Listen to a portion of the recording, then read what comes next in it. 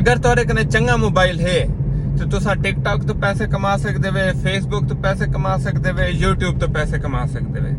करना क्या है, वीडियो रिकॉर्ड करनी है, उसको एडिट करने, अपलोड करने, उनकी SEO करनी है, उनके उत्ते व्यूवर आसन, वॉच टाइम आसी तो आपको पैसे मिल सन। और ये सारा चीज़ा किवें थी सन, क्यों? क्योंकि तुसा वॉच टाइम पूरा नहीं कर सकते, फॉलोअर्स पूरे नहीं कर सकते, व्यूवर्स पूरे नहीं कर सकते, प्रोफेशनल अकाउंट नहीं बढ़ा सकते, मोनेटाइज नहीं कर सकते। इंदे वास्ते मैं प्रोग्राम बनाया में GMSP, good media support programme.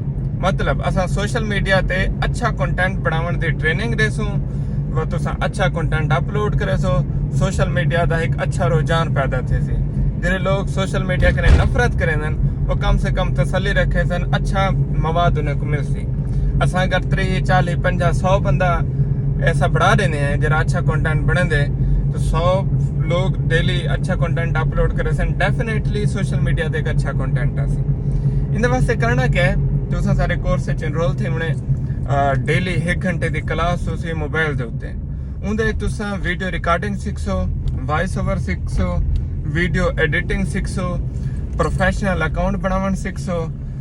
उनके बाद तुहाडे फॉलोअर पूरे करे सो, वॉच टाइम की कोशिश करे सो, सब्सक्राइबर की कोशिश करे सो। मतलब असा खुद तुहाडे अकाउंट की प्रमोशन करे सो ताकि तुसा ऑनलाइन अर्निंग कर सको।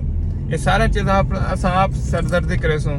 तुसा जस्ट क्या करना है, तुहाडे कने मोबाइल होवे, तुसा वीडियो रिकॉर्ड करे सो, एडिटिंग सीख सो, अपने अकाउंट पढ़वे सो, उन्हें को मोनेटाइज करे सो। उनके बाद तुहाडा ये सोशल मीडिया का सफर स्टार्ट थी वैसी। करना क्या है, तुसा कोर्स ज्वाइन करने, मतलब फीसें चंगा पे लाने। इन वजह कने इन कोर्स की फीस मैं थोड़ी रखी हुई। उनकी मेन वजह यह है कि असा सोशल मीडिया का एक अच्छा इंपैक्ट पाने कि सोशल मीडिया का अच्छा कंटेंट है। इन कोर्स की फीस है 5500।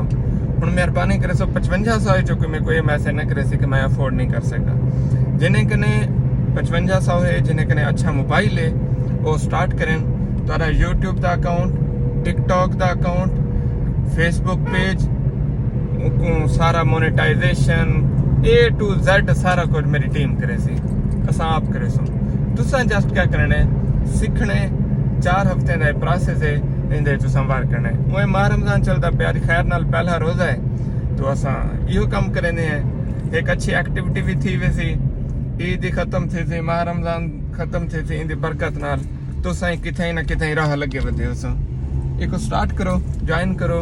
इंदा लिंक मैं अपने शेयर कर दे अपने फेसबुक के उत्ते, उत्थां कने तुसा इंदे उत्ते अप्लाई कर सकते हो। अप्लाई करे सो, अप्लाई करने दे कुछ शराइत है, उनको चेक करे सो। अगर वाकई तुसा उंदे उत्ते पूरा उतरते हुए तो पीछे तुसा कोर्स का हिस्सा हो सो, अदरवाइज माजरत हो सी, भला बे कहीं मिले।